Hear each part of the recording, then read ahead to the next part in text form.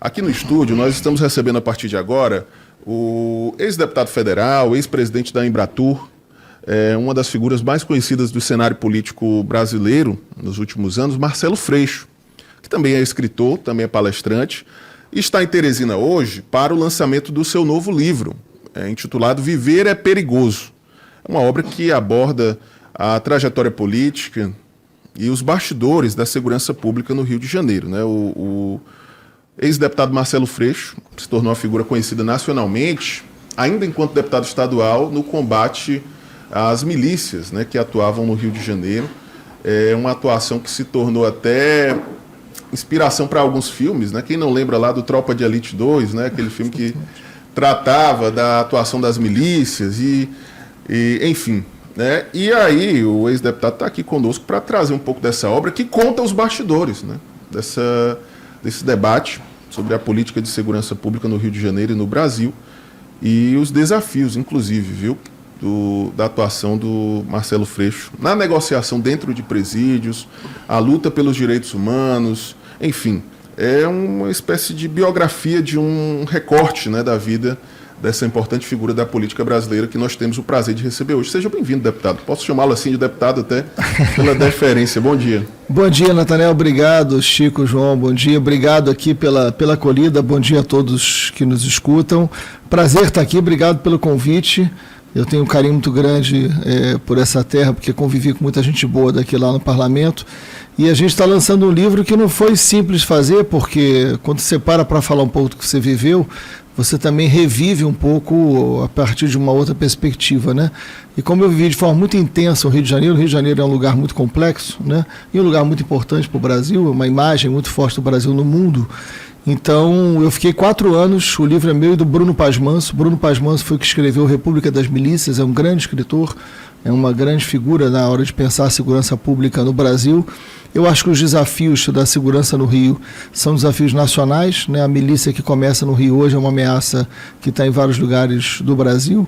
Então não é um livro para ajudar a conhecer e entender a complexidade do Rio, mas eu acho que ajuda um pouco também ao próprio Brasil olhar para o Rio e olhar para si também. O senhor é uma figura reconhecidamente de esquerda, mas que sempre pautou a sua atuação nesse debate sobre segurança pública, sim, sobre a situação dos presídios, trazendo aí um pouco até para o conteúdo do livro, né? O que o senhor destaca ao longo dessa trajetória e por que o senhor resolveu abraçar essa pauta durante a sua vida pública?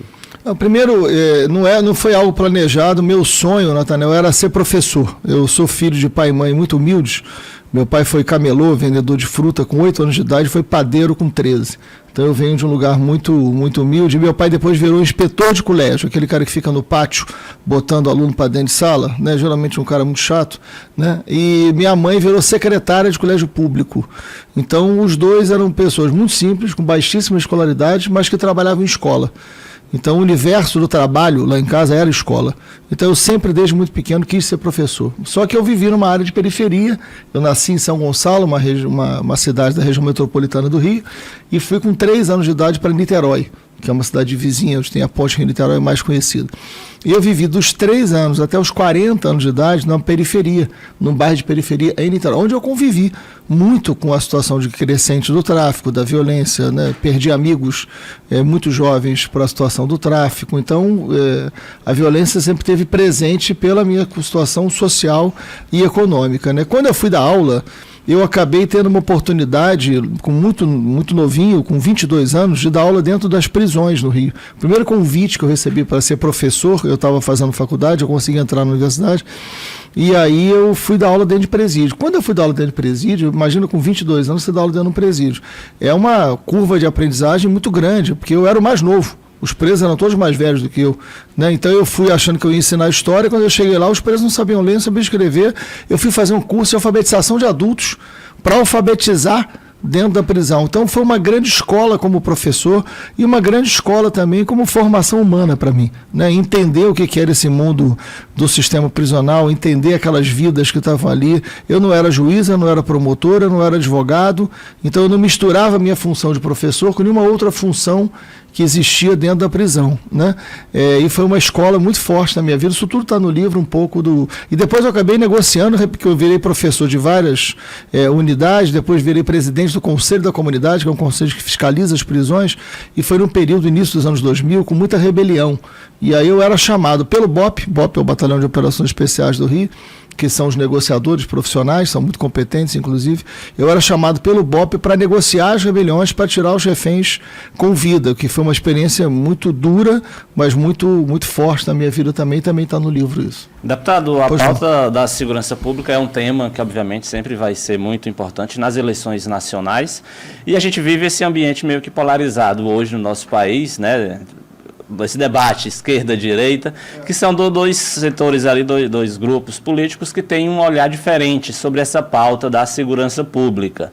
E aí a gente tem, normalmente, no campo da esquerda, no imaginário popular, né, sempre de que a esquerda passa a mão na cabeça do bandido. Essa é uma afirmação que a gente sempre ouve e que parece que está impregnada no imaginário da população. Enquanto que no campo da direita, né, o discurso é sempre, né, mais próximo daquele, o bandido bom é o bandido morto, né? Inclusive no Rio de Janeiro, ano passado, a gente observou... Começou lá no Rio de Janeiro com um deputado chamado Sivuca, antes do Bolsonaro. O senhor conhece muito bem, inclusive, do ponto de vista histórico, e na prática vivenciou todo esse cenário.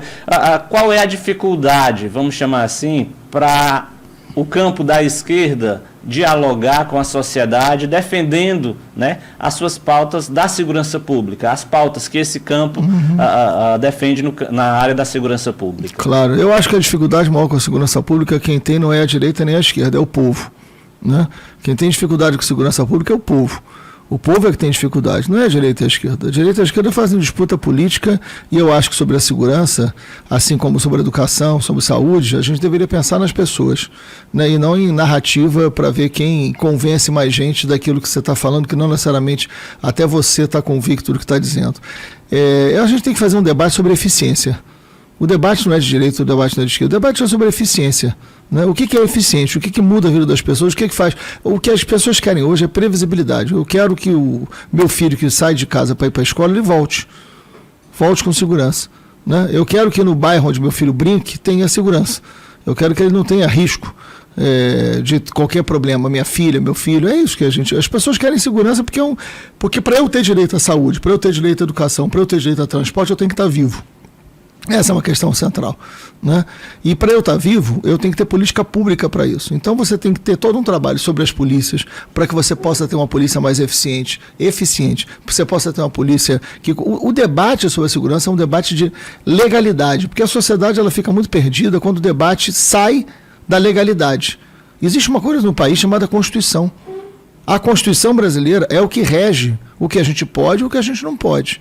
Então não pode haver nenhum debate sobre segurança, ou seja, qualquer outro assunto, que você não tenha a Constituição como marco central. Então se a minha proposta sobre segurança é algo que a Constituição não garante ou não respalda, está errado. Seja lá qual for.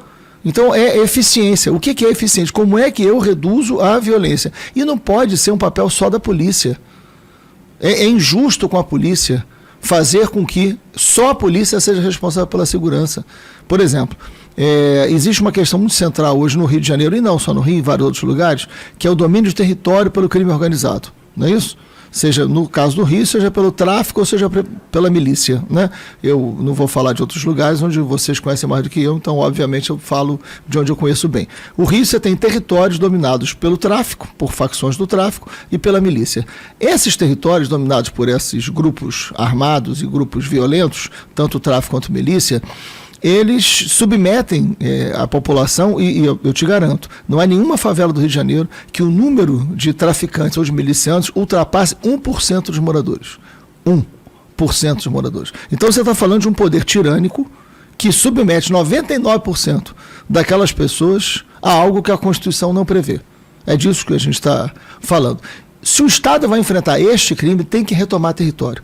Ao retomar território, você tem que retomar território dentro da lei, mas com um projeto de Estado, que não é só a polícia. Nós tivemos uma experiência no Rio de Janeiro com as UPPs, Unidades de Polícia Pacificadora. Vocês lembram disso? Né? Foi no governo Cabral para o governo Pezão ali. E era uma retomada de território, exatamente o que eu estou dizendo. Esse é um debate central para a gente fazer em várias grandes cidades brasileiras, né? Agora, ao retomar território, ao tirar de lá, né, seja tráfico ou seja milícia, o Estado tem que entrar. E aí não pode ser só a polícia, que foi um grande problema da UPP. Você não pode colocar sobre a polícia um papel que não é da polícia. A polícia não vai fazer saneamento básico, a polícia não vai fazer, né, moradia, a polícia não vai fazer, concorda comigo? Não cabe à polícia ser algo que é além do que define a lei sobre a polícia. Né? A polícia não é xerife, a gente não tem o cargo de xerife, né? Como existe em alguns filmes. Então a polícia tem um papel, mas o Estado tem um papel que geralmente ele abre mão de cumprir, colocando sobre a polícia a única responsabilidade da segurança. Agora, os discursos, tem que entrar e tem que matar, tem que entrar e tem que fazer, isso é retórica para eleger deputado. A população não está precisando disso. O que a gente tem que fazer é um debate mais profundo. O que é o sistema prisional brasileiro hoje? Esse é um debate que a gente tem que entrar. Né? As facções do tráfico, todas as facções do tráfico, seja no Piauí, São Paulo, Rio de Janeiro, nascem dentro do cárcere, nascem dentro do sistema prisional. Então nós temos que olhar para o sistema prisional e entender o que está acontecendo, o que se quer com o sistema prisional hoje. A gente está aprendendo muito, está aprendendo mal. O que se faz ali dentro? Então a gente precisa discutir política pública com eficiência e fugir um pouco desse discurso. Quem me convence mais? É a direita que diz que matar ou a esquerda que não priorizou a segurança pública, que foi o grande erro histórico da esquerda na década de 80 e 90. E quem está dizendo sou eu. O grande erro histórico da esquerda foi não priorizar um debate de segurança pública na década de 80 e 90, que foi um momento onde a esquerda estava entendendo outras coisas como prioridade e errou ao fazer isso. Eu estou falando isso há mais de 20 anos, então tenho legitimidade para dizer isso. Agora, o debate tem que ser feito em cima da vida das pessoas reais, assim, concreta. Dentro desse debate polarizado entre direita e esquerda, de fato existe a esquerda mais protegendo, a direita mais dizendo que bandido bom é bandido morto. Eu acho que bandido bom é bandido preso, julgado e condenado e pagando a sua pena. Como a lei determina. Porém, o que eu vejo muito é o indivíduo ser preso, e aí não tem nenhuma ressocialização de forma devida, porque tem privilégios demais, tem situações em que o indivíduo... Aqui fora, a gente não tem, muita gente não tem 3 refeições por dia. Lá, o indivíduo tem 3 refeições por dia, refeições balanceadas. E aí o seguinte... Por que o parlamento não discute situações mais severas, mais rígidas, para que o indivíduo saia de lá, de fato, ressocializado? Exemplo, por que o indivíduo, quando entra no sistema prisional, não vai trabalhar para se manter na prisão, para manter a sua estadia na prisão? Por que nós, enquanto cidadãos, somos obrigados a pagar os nossos tributos, nossos impostos, para bancar a estadia do indivíduo que cometeu o crime, e o parlamento nada faz para mudar essa realidade? Você, enquanto parlamentar, que já foi, e aí o seguinte, por que não é discutido esta situação no nosso país? Então, eu trabalhei dentro das prisões, apesar do que eu não conheço ninguém que queira trocar 3 refeições dentro da cadeia por 2 refeições fora dela. Você conhece alguém? Eu não conheço ninguém. Né? Então, assim, a gente precisa tomar cuidado também para não achar que o sistema prisional é um lugar de mordomia. O sistema prisional é um lugar de cancelamento de liberdade e é um lugar onde todo mundo quem está lá quer sair, ninguém que está fora quer entrar. Então, evidentemente, a gente precisa levar o sistema penitenciário num debate mais oportuno. Eu concordo integralmente com vocês dizendo o seguinte: a lei de execução penal define que o trabalho é uma obrigação. Isso não é você que está dizendo, nem eu que estou dizendo, não. Isso está na lei. Agora, quando você entra na prisão, eu conheço bem, trabalhei dentro da prisão. Porque para falar de prisão, você tem que conhecer o cheiro da cadeia. Cadeia tem cheiro. E tem muita gente que fala de prisão e nunca entrou numa prisão. Não sabe o que é aquela vida lá dentro. Não sabe o que é aquele mundo da cadeia. Hoje, por exemplo, um jovem, em várias cidades isso acontece. Hoje, se um jovem furtar um celular, ele vai preso. Né? Eu não estou dizendo que tenha que ser ou que não tenha que ser, a gente tem que cumprir a lei. Mas o cara furtou um celular e vai preso. Quando ele entra na prisão, o cara, até ele ser julgado, ele fica preso. Aí o cara pergunta para ele o seguinte: qual é a sua facção? Aí o cara falou, muitas vezes o cara fala assim: pô, eu furtei um celular, não tenho facção nenhuma. Onde é que você mora? Ah, eu moro não sei onde. Aquela região é o quê? A região ali é a facção tal. Você vai para um presídio da facção tal. Você acha isso correto? Aí o cara vai dormir, vai conviver, vai ficar do lado do cara que matou 500, matou 50, estuprou. A classificação do preso é o próprio Estado que acaba organizando o crime. Está errado. Está errado. E aí o sistema prisional vai virando um depósito e uma fábrica de organização de facção criminosa. Então, quando eu estou dizendo que a gente tem que ter política pública sobre o sistema prisional, é para dizer o seguinte: o que a gente quer com as prisões? A gente tem que classificar o preso pela sua periculosidade. A gente tem que classificar o preso pelo crime que ele cometeu. E ter dentro da prisão formas de ressocializar a pessoa, seja com trabalho, seja com parceria com iniciativa privada. Tem vários lugares de trabalho para a prisão. Agora, não é prioridade. Sabe o que é? A prisão é um lugar de amnésia. Você prende, joga lá e esquece. Essa é uma responsabilidade dos governos estaduais, essa é uma responsabilidade da sociedade também. A gente precisa saber, como é que eu vou medir se um sistema prisional está funcionando ou não? É se as pessoas saem socializadas ou não. E no fundo, o Brasil não está preocupado com isso. E todas as facções nasceram do cárcere. Então o que eu estou propondo é que a gente meta a mão no sistema prisional e faça as pessoas trabalharem, faça as pessoas estudarem, faça as pessoas cumprirem as suas penas com tempo adequado pelo crime que cometeu, né? Agora, a gente confunde justiça com vingança. Se confundir justiça com vingança, a gente não chegou nem na República ainda. E não vai ter vencedor nisso. Deputado, um outro tema que perpassa sua biografia é o emblemático assassinato da vereadora Marielle Franco. O senhor era uma das figuras mais próximas de Marielle Franco. Sim. Como é que o senhor avalia todo esse processo de investigação e o desfecho que esse caso teve? Foi um desfecho satisfatório? O senhor acredita ainda que o caso pode gerar novos desdobramentos? Como é que o senhor avalia todo esse cenário e a sua relação com Marielle Franco? Né? Claro. Bom, a Marielle foi minha assessora, ela trabalhou na minha equipe por 10 anos, né? Só para as pessoas entenderem que não era uma relação de um dia para o outro, né? Assim, eu fui eleito em 2006, e aí, Natanael, você me permite? Pois não. Isso tudo está no livro, mas são 3 episódios que se aproximam, que se encaixam, então tem momentos diferentes do livro, né? Em 2006, eu fui candidato pela primeira vez a deputado e fui eleito. E eu era professor, eu sou professor de história, fiquei 20 anos em sala de aula, em várias escolas, não trabalhei só nas prisões, a gente começou por esse assunto. E eu fui eleito em 2006. Na campanha de 2006, eu tive o meu irmão assassinado pela milícia. Né? Eu sou o filho mais velho, meu irmão do meio, ele foi brutalmente assassinado pela milícia no Rio de Janeiro, né? Com 34 anos, com 2 filhas, e morto por uma razão absolutamente banal, não que exista razão que justifique, mas por uma razão absolutamente banal, que aumenta a nossa revolta, né? Ele era síndico de um condomínio popular, que ele comprou o apartamento com a família, e virou síndico, e aí foi moralizar o condomínio, que era um condomínio grande, tinha muita coisa irregular, a segurança era feita de forma irregular por um grupo de policiais, e ele pediu para que se abrisse uma empresa que regulasse, ele era muito correto nas coisas, eles não aceitaram, ele fez o que tinha que fazer, mudou a segurança e foi assassinado por isso, né? Em 2006. E eu sou eleito naquele ano, Marielle foi ao enterro do meu irmão, né? E isso dilacerou a minha família, porque você vê sua mãe e seu pai enterrar um filho, isso não é natural, isso não é normal, né? Então eu vi a minha família ser dilacerada pelo crime organizado. Então quem está falando aqui não é a pessoa que está falando de segurança a partir da academia ou do que leu, mas também do que viveu. Eu acho que isso é importante dizer aqui. E a dor não tem direita ou não tem esquerda, cara. Quando enterra um filho, enterra um irmão, né? Então foi muito duro para a gente isso. E depois eu viro deputado e faço a CPI das milícias. Eu presido a CPI que investigou a ação das milícias. Foi o golpe mais duro no crime organizado do parlamento no Rio de Janeiro, foi a CPI das milícias, que virou Tropa de Elite 2, que virou filme, que virou livro, que virou um monte de coisa. A CPI das milícias mudou a opinião pública sobre milícia, porque muita gente aceitava, dizia que era um mal menor, porque afinal do tráfico é pior, e na verdade milícia e tráfico são a mesma coisa, e está provado o que eu falei lá atrás. Vai virar a mesma coisa, e virou a mesma coisa. A diferença é que a milícia nasce no Estado. A milícia nasce do uso político sobre as polícias para dominar território. O que aí é muito grave, porque já nasce como máfia, já nasce como projeto de poder. O crime hoje elege gente, cara. Então isso é muito grave no Rio de Janeiro. O desafio maior do Rio de Janeiro hoje é combater o crime na política. E é o que a gente está dizendo aqui. E aí eu faço a CPI das milícias, isso muda muito a segurança pública do Rio, isso é uma bomba que cai dentro da segurança pública do Rio. A gente leva à prisão, a CPI levou à prisão 242 líderes de milícia, entre eles deputados e vereadores. A gente não pegou a raia miúda, não, a gente pegou os donos de milícia na CPI.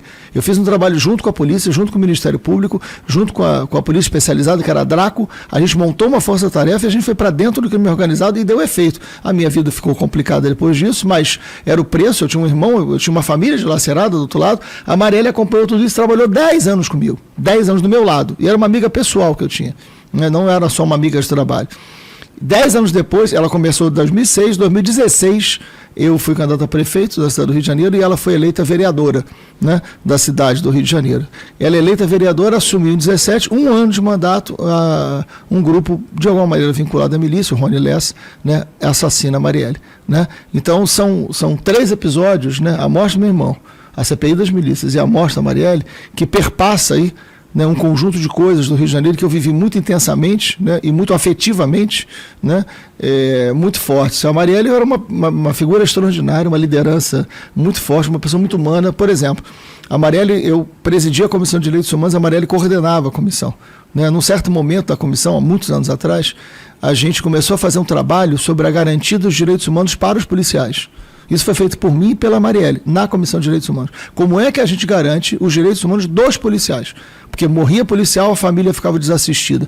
Esse trabalho de assistência de direitos humanos aos policiais foi feito pela Marielle, comigo, na Comissão de Direitos Humanos do Rio de Janeiro, da Assembleia Legislativa. Então tinha uma história muito forte, muito rica, né? E os mandantes julgados agora, a gente está falando de um deputado federal, a gente está falando de um membro do Tribunal de Contas, com a conivência e a participação pela obstrução de um chefe da polícia. Né? Então você está falando de uma cúpula do Estado responsável pela morte e o assassinato de uma vereadora. Né? Isso mostra o estado de coisa grave para onde a gente foi no Rio de Janeiro. Deputado, eu queria que o senhor detalhasse melhor, até do ponto de vista conceitual, pela experiência que o senhor tem, exatamente essas diferenças entre o que é de fato milícia e o que é o que a gente chama hoje de facções criminosas. Né? A gente sabe que o crime é espalhado em todo o país. Aqui no Piauí a gente vivencia uma realidade da presença de facções criminosas, né? Mas lá no Rio de Janeiro a gente ouve mais sobre milícia do que necessariamente sobre facção. Eu queria que o senhor explicasse melhor a questão conceitual do que seria facção, do que seria milícia, né? E quais, de fato, os principais riscos de cada um desses grupos criminosos para a sociedade. Vamos lá, eu acho que tem momentos diferentes para essa explicação. Primeiro que as facções do tráfico, né, e aí a gente, por mim, eu não sei os nomes que se dá aqui, mas enfim, lá no Rio de Janeiro, Comando Vermelho, Terceiro Comando, ADA, esses nomes que se dão às facções vão ganhando outros nomes ao longo do Brasil, mas tem conexão entre eles. Eles nascem dentro do cárcere. Todas, 100%, nascem dentro do cárcere. Né? A partir da realidade do cárcere, eles nascem dentro do cárcere e, evidentemente, vão ganhando essas ruas em lugares onde o Estado é muito precário, né? Porque o tráfico domina com força militar, com força de arma, mas o tráfico também conta com uma ausência muito grande do Estado, da presença do Estado e políticas públicas de maneira geral dentro desses territórios. Né? Não à toa, os lugares onde o tráfico domina, os territórios onde o tráfico domina, são lugares mais pobres. Né? A milícia, ela nasce diferente da facção do tráfico. Né? A milícia nasce dentro do Estado, nasce no Rio de Janeiro, nasce no início dos anos 2000. Políticos corruptos se utilizam da polícia no domínio de território e nas políticas assistencialistas. Né? Com o tempo, esses policiais começam a participar desse processo. Então o cara entende que num determinado território, se não tiver o tráfico e ele tiver o domínio dali, ele domina o gás, a venda do botijão de gás, ele domina o transporte alternativo, que é a van, ele domina a internet, que é distribuída, ele vai dominando os serviços daquele território onde o Estado não oferece. E se ele expulsa o tráfico e tira o tráfico e ele vira o dono do território, ele ganha muito dinheiro com essa economia do lugar. É aí que nasce milícia. E ao dominar o território, ele transforma um território economicamente lucrativo em território também politicamente lucrativo. Ele começa a eleger gente. Então a milícia já nasce com perfil de máfia, ou seja, eu domino pela força um lugar, mas eu também ofereço assistência. Então, por exemplo, na CPI das milícias, uma das coisas que eu detectei é que todo dono de milícia era um agente vinculado ao Estado, de alguma maneira, ou era bombeiro, ou era policial aposentado, ou ex-policial, mas tinha algum vínculo, né, com o Estado. E mais, ele era dono de um centro social que oferecia assistência social àquela comunidade. É o mesmo cara também que matava e deixava o corpo exposto numa praça pública para dizer então, que ali... Então, na prática, a milícia, a população paga para se proteger dela. Da própria milícia. Exatamente. Tem uma frase na CPI, Natanael, que eu digo o seguinte, pague para você se proteger de mim mesmo. Né? Era a frase que tinha na CPI 2000, porque era exatamente isso. Então elas pagavam e mais que isso, eles dominavam todo o serviço. Porque é isso, quem é que não vai querer ter uma TV, né, a cabo, uma internet? A internet é só da milícia. Ficava na associação, o central da internet ficava na associação de moradores dominado pela milícia. Né? Aí eles falaram, mas aqui, aí a milícia nasce com um discurso de ordem, isso é interessante. Mas aqui não tem tráfico, aqui não tem bagunça, aqui é ordem. O discurso da milícia é o discurso da ordem. Exato. E aí, não à toa, ele nasce com a ideia de que é um mal menor. Não, tudo bem, você paga, mas pelo menos aqui não tem tráfico. né? Mas tem toda uma extorsão, tem toda uma violência. Ou seja, você tem um outro grupo criminoso, mas com o tempo, e isso já está apontado lá na CPI das Milícias, foi 2008. 2008 a CPI das Milícias. Mas com o tempo, o que aconteceu? Né? O tráfico entendeu que a economia da milícia era interessante, o que o tráfico começa a fazer? O tráfico começa, peraí, a venda do gás sou eu que também controlo, a venda da internet sou eu, a venda do transporte, o tráfico absorve a economia da milícia. E o que a milícia começa a fazer? Começa a deixar o tráfico acontecer, que também faz aliança com o tráfico. Então a economia, ao longo de 18 para cá, né, de 2008 para cá, perdão, a economia do tráfico e a economia da milícia foi se misturando, mas a origem, a raiz, a forma de organizar é diferente. A milícia, desde o início, elegeu gente. Então, por exemplo, a milícia é dona desse território. A primeira milícia mais forte era em Rio das Pedras, que começou a eleger vereador. E depois teve uma milícia chamada Liga da Justiça. Olha como é...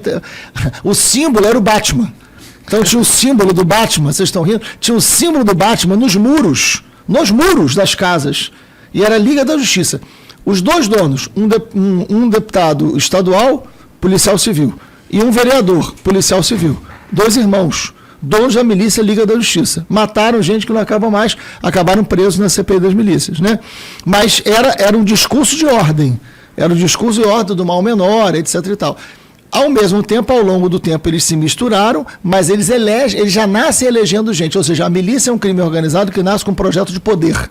Hoje, o tráfico elegeu gente. Nós tivemos agora a prisão de um deputado estadual, né, o chamado TH Joias, que foi preso por relação com o Comando Vermelho. E o presidente da Assembleia Legislativa foi preso porque favoreceu informação ao deputado do Comando Vermelho de uma prisão que teria. Então você vê que o tráfico também começa a se preocupar eleitoralmente em eleger gente. E aí é um perigo grande. Nosso tempo está chegando ao final. Só algumas questões pontuais que eu gostaria de ouvi-lo. Claro. O senhor é novamente pré-candidato a deputado federal, está afiliado ao Partido dos Trabalhadores. Com a avaliação que o senhor faz do atual cenário político, principalmente a disputa pela presidência da República, né? Um cenário que mostra mais uma vez uma polarização. As pesquisas mostram o crescimento do pré-candidato Flávio Bolsonaro, que é seu conterrâneo, né? Foi deputado estadual comigo por 12 anos. E como é que o senhor avalia esse cenário para a reeleição do presidente Lula, essa disputa com Flávio Bolsonaro? Até que ponto essa eleição polarizada pode influenciar também no cenário nos estados, na própria disputa por vagas na Câmara dos Deputados? Como é que o senhor está observando esse cenário todo? Não, de forma bem objetiva, assim, eu acho que o presidente Lula tem uma história muito grande, apesar do Flávio Bolsonaro estar há mais tempo na vida pública do que o presidente Lula. Ele é deputado há mais tempo, né, do que o presidente Lula está na vida pública, por incrível que pareça.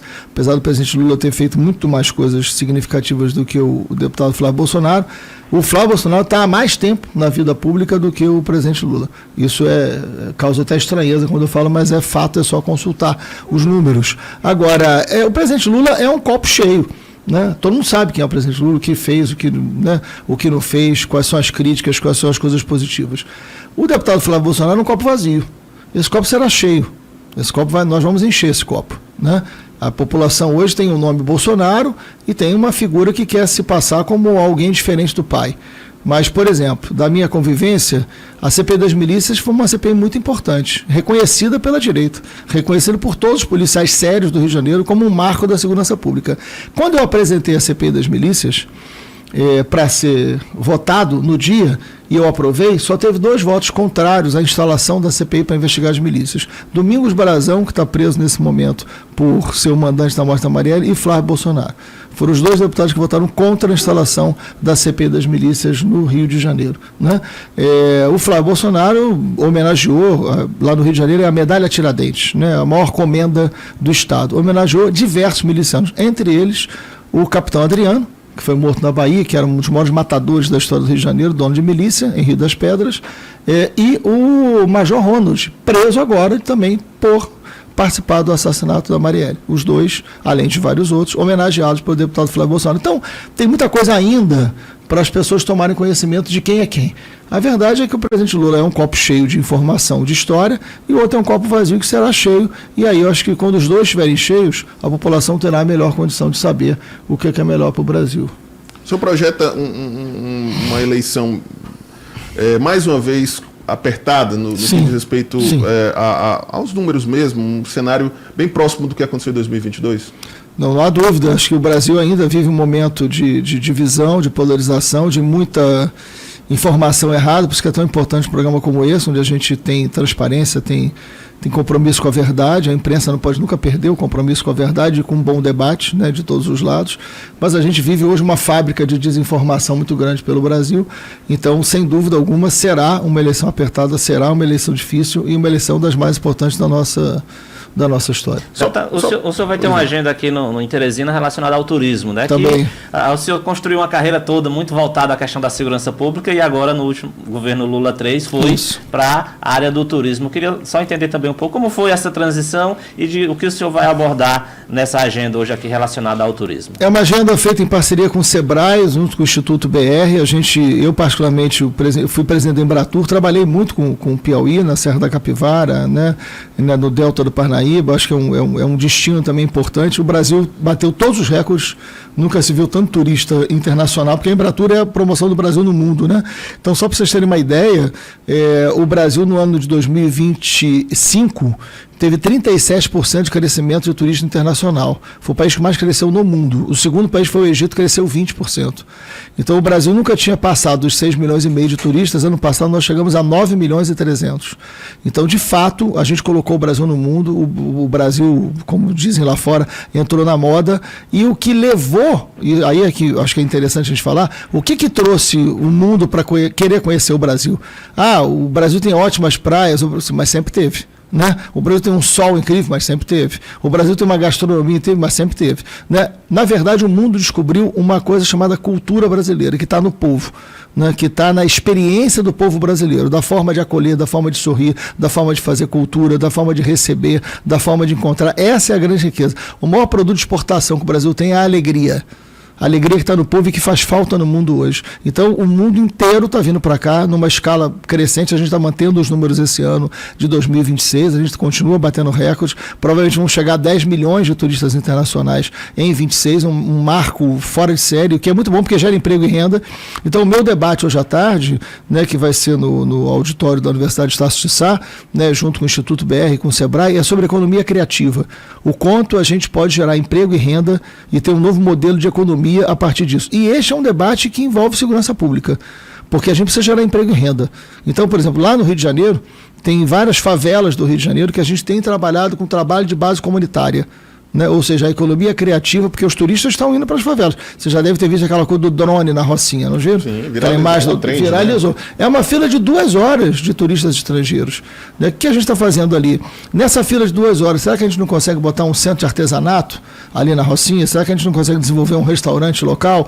Ou seja, isso vai gerando emprego e renda. A economia criativa é uma grande saída, né, também para esses territórios. Pensar em territórios criativos, gerando emprego e renda, uma economia que é do século XXI. Então, a conversa hoje à tarde é sobre isso. Às 18 horas eu lanço o livro no mesmo espaço, mas o debate do turismo é um debate de solução sobre os dramas da segurança pública também, não são coisas distantes, não. Deputado Marcelo Freixo, obrigado pela presença, né? Prazer recebê-lo. É a primeira vez em Teresina, não é isso? Em Teresina, a primeira vez. Tá gostando da capital? Eu cheguei ontem meia-noite, mas estou gostando. Chegou um período bom, né? Um período mais de temperaturas amenas, né? Temperatura amena é maravilhosa. O senhor precisa vir aqui em setembro, outubro, né? O período que a gente chama de BR-Obró. Não sei se o senhor já ouviu falar, que é o período mais quente do ano. E aí faz referência ao final dos meses, né? Setembro, outubro, novembro e dezembro. Obrigado pela presença, boa sorte. Muito obrigado, um abraço a vocês. Hoje o evento às 15 horas, né? Vamos só repassar aqui novamente a palestra, né? Turismo e Economia Criativa. E às 18 horas tem o lançamento do livro Viver é Perigoso, no auditório da Universidade de Estácio, na Avenida dos Expedicionários, Recanto das Palmeiras. Os 2 eventos são abertos ao público, né? Aberto ao público, os 2 eventos no mesmo lugar, exato. Obrigado pela presença aqui conosco. Obrigado, gente. Recebê-lo.